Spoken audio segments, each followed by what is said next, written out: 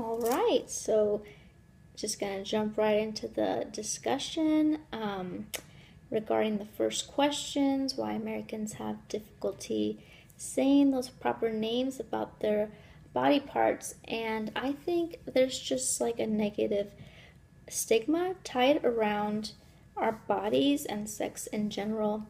I think the culture surrounding sex and our bodies kind of dates back, centuries that, that we're taught to be ashamed or embarrassed by our bodies. And I think it's really hard to break that cycle. I think even the people that want to say the proper names are embarrassed of how people might look at them. I just think we're kind of raised in a culture to think that our bodies is something, we know what we have is a secret and it's something to be kept and not shared with others. Those are kind of my thoughts on that. As far as how the NPR and the story are related, the NPR referred to institutions abandoning their responsibilities to educate the youth about what is assault and what isn't, and failing to teach men how to respect themselves. And I think that's super important because that's something that's not quite translating to men. If you're not teaching men to respect themselves, how can they respect others?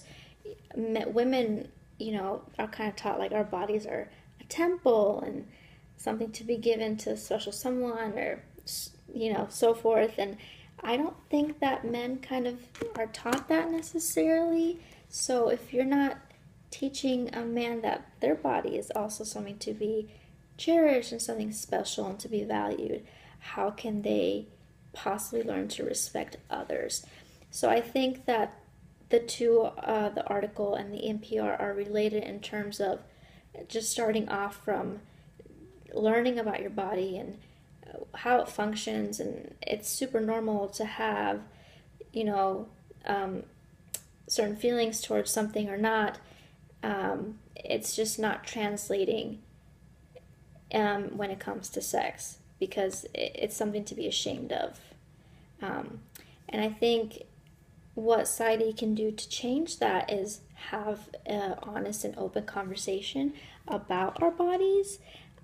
And I think that will kind of fall into place just like nowadays people are talking about, they're coming out more. A lot of LGBTQ people are coming out as what they choose to identify as and kind of coming out like it's nothing. And a lot of people are being very receptive to that and acting like it's nothing. I think it's the same thing, like people will kind of follow down the line if our generation raises our kids to think that, you have a penis or you have a vagina, that's normal, that's not something to be ashamed of. That will follow through and instilling those values like not just women are special, but so are men, so are boys. That will kind of follow down the line. And those are my thoughts. Thanks.